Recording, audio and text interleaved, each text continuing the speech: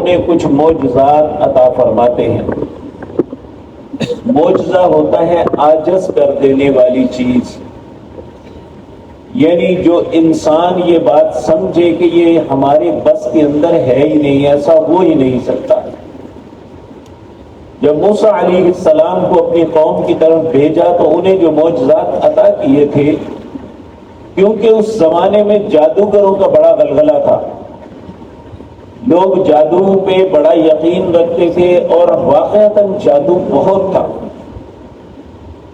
اللہ رب العزت نے موسیٰ علیہ السلام کو عصا اور ید بیضا، یعنی وہ لاٹھی جو سام بن جایا کرتی اور آپ اپنی بغل سے ہاتھ نکالتے تو جس طرح لائٹ جلتی اس طرح جل جاتا ہے، اور جادو کے اندر یہ چیزیں ناممکن ہیں۔ اللہ نے اس قوم کو یہ معجزہ دکھایا کہ ایسی بات جو وہ بھی نہیں کر سکتے تھے وہ کر کے دکھائی۔ سیدنا عیسیٰ علیہ السلام کے زمانے میں طب کا بڑا غلغلہ تھا، سائنس اور ٹیکنالوجی کے متعلق اس قوم کے اندر بڑا زوم تھا کہ ہمارے مقابلے میں کوئی نہیں ہے، لیکن اس وقت بھی کچھ ایسی بیماریاں تھیں جن کا علاج ناممکن تھا۔ ان میں ایک کوڑ تھا، برس یعنی پھلبیری تھی، اور اسی طرح اندھے کا کوئی علاج نہیں۔ اور اللہ نے سیدنا عیسیٰ علیہ السلام کو یہ معجزہ عطا کیا کہ یہ کسی کی آنکھ پہ ہاتھ پھیرتے اس طرح اللہ کے حکم کے ساتھ وہ اگر نابینا ہوتا تو بینا ہو جاتا، اگر اسے پھلبیری ہوتی تو اس کا جسم صاف ہو جاتا، اگر کوڑ ہوتا تو کوڑ ختم ہو جاتا۔ یہ تو کچھ بھی نہیں، اللہ رب العزت نے عیسیٰ علیہ السلام کو ایک معجزہ یہ بھی عطا کیا کہ وہ مٹی کا پرندہ بناتے اور اس کے اوپر پھونک مارتے، کہتے اللہ کے حکم کے ساتھ وہ زندہ ہو جا، وہ زندہ ہو کے اڑنا شروع ہو جاتا۔ اسی طرح نبی کریم صلی اللہ علیہ وسلم کے زمانے میں شعر و شاعری، عربی ادب کا بڑا غلغلہ تھا، تو اللہ رب العزت نے آپ کو معجزہ دیا وہ قرآن کی صورت میں۔ پہلے تو اللہ نے اس قوم کو چیلنج کیا کہ تمہیں اپنی زبان دانی پہ بڑا ناز تھا، کیونکہ عرب اپنے آپ کو بولنے والا اور دوسروں کو عجم گونگا کہتے تھے، اپنے علاوہ ساری دنیا کو سمجھتے تھے یہ گونگے ہیں، انہیں کیا پتا ہو زبان دانی کیا ہوتی ہے۔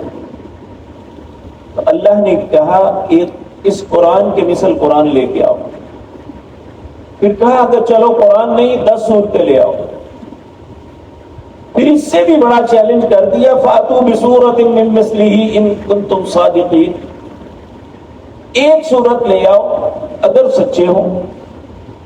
فَإِن لَّمْ تَفْعَلُوا وَلَن تَفْعَلُوا، اللہ کہتے ہیں یہ نہیں کر سکو گے، تم ہرگز نہیں کر سکو گے۔ اور حقیقت بات یہ ہے کہ 1400 سال گزر گئے، آج تک دنیا کا کوئی زبان دان، دنیا کا کوئی ادیب قرآن جیسی ایک صورت نہیں لا سکا۔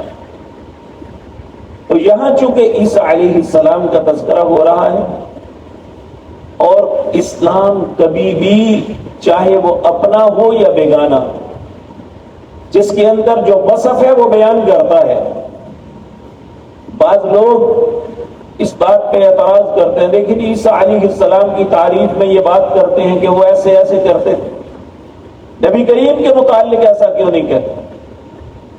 بھئی یہ اللہ کی مرضی ہے، جس کو جو چاہتا ہے عطا کرتا ہے، یہ کسی انسان کے بس میں نہیں ہے۔ ہم کسی کی تعریف میں جھوٹ بولیں یا کسی کی مخالفت میں جھوٹ بولیں، ہر دونوں باتیں غلط ہیں۔ تعریف میں جھوٹ بولنا بھی غلط ہے اور کسی کی مخالفت میں بھی جھوٹ بولنا غلط ہے۔ اس لیے جو کسی کو اللہ نے عطا کیا ہے، ہم کون ہوتے ہیں اللہ رب العزت کے سامنے یہ کہتے ہوئے کہ اللہ نے فلاں کو یہ چیز کیوں دی ہے اور فلاں کو کیوں نہیں دی؟ یہ تو مالک کی مرضی ہے۔ مالک کس کو کیا دیتا ہے یہ اس کی شان ہے۔ نوکر کا غلام کا کیا کام کہ وہ مالک پہ اعتراض کرے کہ اس نے یہ کیوں کیا ہے، یہ کیوں نہیں کیا؟ تو اللہ رب العزت فرماتے ہیں کہ جب یہ اپنی قوم کے پاس آئے تو کہا انی قد جئتکم بآیۃ من ربکم، یہ نہیں کہا میں ایسے کروں گا، کہا میں اللہ کی طرف سے بہت عظیم نشانیاں لے کے آیا ہوں. انی قد جئتکم بآیۃ من ربکم، اپنے رب کی طرف سے لے کے آیا ہوں. یہ میرا کمال نہیں ہے کہ میں کسی کو ہاتھ پھیر کے اندھے کو بینا کر دوں، یا کوڑے کو ٹھیک کر دوں، یا پھلبیری والے کو صاف کر دوں، صحت دے دوں. یہ میرا کام نہیں ہے. انی قد جئتکم بآیۃ من ربکم. اور یاد رکھیں معجزات سیدنا عیسیٰ علیہ السلام کو جو عطا ہوئے یہ بھی باذن اللہ تھے، اللہ کے حکم کے ساتھ ہوتے تھے. اس میں موسیٰ علیہ السلام کا کمال نہیں تھا، کمال اللہ کا تھا جس کے حکم سے یہ سب کچھ ہو رہا تھا، اور موسیٰ علیہ السلام کے ہاتھ سے اللہ کروا رہے تھے. اسی طرح سیدنا عیسیٰ علیہ السلام نے بھی ان معجزات کا اعلان کرنے سے پہلے کہا انی قد جئتکم بآیۃ من ربکم، میں تمہارے رب کی طرف سے نشانیاں، عظیم نشانیاں لے کے آیا ہوں. انی اخلق لکم من الطین، میں ایک پرندہ نما بناؤں گا مٹی سے، کحیۃ الطیر فانفخ فیہ، پرندے کی طرح ہوگا، فانفخ، میں پھونک ماروں گا اس میں، فیکون طیرا باذن اللہ. اب دیکھیں کہا یہ میں نے نہیں، اللہ کے حکم سے یہ زندہ ہوگا، کیونکہ اللہ رب العزت نے مجھے یہ حکم دیا تم پھونک مارو، زندہ میں کروں گا باذن اللہ، اللہ کے حکم سے. وَأُبْرِئُ الْأَكْمَحَ، اور میں اندھے کے ہاتھ پھیروں گا، وَالْأَبْرَصَ، اور پھلبیری والے کو، وَأُحْيِي الْمَوْتَى، اور اسی طرح مردے کو اوپر ہاتھ پھیروں گا، باذن اللہ وہ زندہ ہو جائے گا. یعنی یہ اللہ کے ہر بات کے بعد باذن اللہ باذن اللہ باذن اللہ، اللہ کے حکم کے ساتھ بھی سب کچھ ہوگا.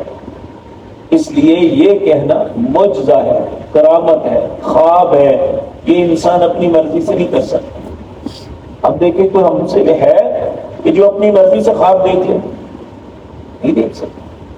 جب اللہ دکھاتا ہے اس وقت انسان دیکھتا ہے.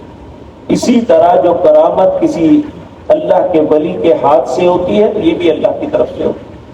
اب دیکھیں سیدنا عمر رضی اللہ تعالی عنہ منبر پہ کھڑے ہیں تو ہزاروں میل دور مسلمانوں کا لشکر لڑ رہا ہے، تو آپ کو اللہ نے سارا منظر دکھا دیا.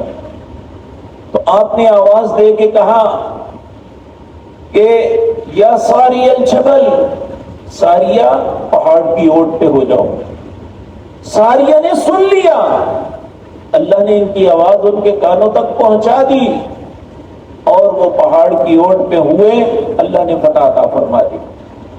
یہی عمر جو ہزاروں میل دور اللہ نے اللہ کے حکم سے ان کے منظر کو دیکھ کے انہیں حکم دیا، وہی عمر ان کے منبر کے پیچھے قاتل چھپا ہوا ہے، نماز کے لیے تشریف لائے، اسے دیکھ نہیں سکتا. این نماز کی حالت میں جب اللہ اکبر کہا تو اس بدبخت نے آپ کو وار کر کے شہید کر دیا. تو یہ بات یاد رکھیے، یہ معجزات ہیں، کرامتیں ہیں، یہ اللہ کے حکم سے ہوتی ہیں. یہ کسی انسان کے بس کی بات اپنی نہیں ہوتی، جب اللہ چاہتا ہے تب ہوتی ہے.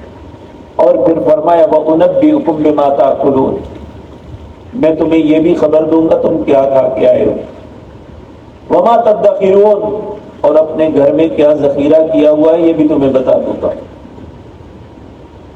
إِنَّ فِي ذَلِكَ لَآيَةً لَكُمْ إِن كُنتُم مُؤْمِنِينَ، یہ بہت بڑی نشانیاں ہیں تمہارے لیے اگر تم ایماندار بن جاؤ. یعنی اگر ایمان لے آؤ تو یہ بہت بڑی نشانیاں ہیں کہ میں اللہ کا پیغمبر ہوں. یہ معجزات مجھے اللہ نے عطا کیے ہیں، میرے نبوت کا انکار نہ کرو، اسے قبول کرو. پھر فرمایا وَمُصَدِّقًا لِمَا بَيْنَ يَدَيَّ مِنَ التَّوْرَاتِ، میں تصدیق تصدیق کرنے والا ہوں جو کچھ تورات میں ہے مجھ سے پہلے. یعنی میں کوئی نئی شریعت لے کے نہیں آیا، لیکن وَلِأُحِلَّ لَكُمْ بَعْدَ الَّذِي حُرِّمَ عَلَيْكُمْ، بعض چیزیں جو اللہ نے تم پہ حرام کر دی تھی انہیں حلال کر رہا. مثلا ان کے اوپر حلال جانوروں کی چربی حرام تھی، یہ نہیں اسے کھا سکتے تھے. اونٹ کا گوشت ان پہ حرام تھا، یہ نہیں کھا سکتے تھے. تو سیدنا عیسیٰ علیہ السلام نے ان پہ حلال کیا. اسی طرح بعض مفسرین نے یہ بھی لکھا ہے کہ جب یہ فرقوں میں بٹے تو بہت سی چیزوں انہوں نے اپنے اوپر حرام کر لی تھی. اللہ نے ان حرام جو خود ساختہ حرام کی تھی وہ ان پہ حلال کی عیسیٰ علیہ السلام کی زبان سے. وَلِأُحِلَّ لَكُمْ بَعْدَ الَّذِي حُرِّمَ عَلَيْكُمْ وَجِئْتُكُمْ بِآيَةٍ مِّن رَّبِّكُمْ، میں اللہ کی آیات کے ساتھ تمہارے پاس آیا ہوں. فَاتَّقُوا اللَّهَ، بس تم اللہ سے ڈرو، وَأَطِیعُونِ، اور میری اطاعت کرو. پھر یہ فرمایا کہ مجھے رب نہ کہنا کہ میں اگر مردے کو زندہ کر لیتا ہوں، اگر میں پرندہ بنا کے پھونک مارتا ہوں تو وہ زندہ پرندہ بن جاتا ہے، یا میں کوڑی کا یا اندھے کا علاج کر لیتا ہوں، یہ نہ سمجھنا میں رب ہوں، بلکہ ان اللہ ربی وربکم، بے شک اللہ میرا بھی رب ہے اور تمہارا بھی رب ہے. میں اللہ کا بیٹا نہیں ہوں، میں اللہ کا بندہ ہوں. جس طرح تمہارا رب اللہ ہے اسی طرح میرا رب بھی اللہ ہے. ان اللہ ربی وربکم، اس لیے فاعبدو، عبادت میری نہیں، عبادت اللہ کی. فاعبدو، اس اللہ کی عبادت کرنا. ھذا صراط مستقیم، یہی سیدھا رستہ ہے. یعنی انسان کو سب کچھ سمجھ لینا اور اللہ کو چھوڑ کے اس کے سامنے التجائیں مناجات کرنی، یہاں یہ نہیں. ان اللہ ربی وربکم فاعبدوا ھذا صراط مستقیم. اللہ ہمیں بھی اسی سیدھی راستے پہ زندہ رکھے، اسی پہ موت نصیب فرمائے. اقول قولی ھذا واستغفر اللہ.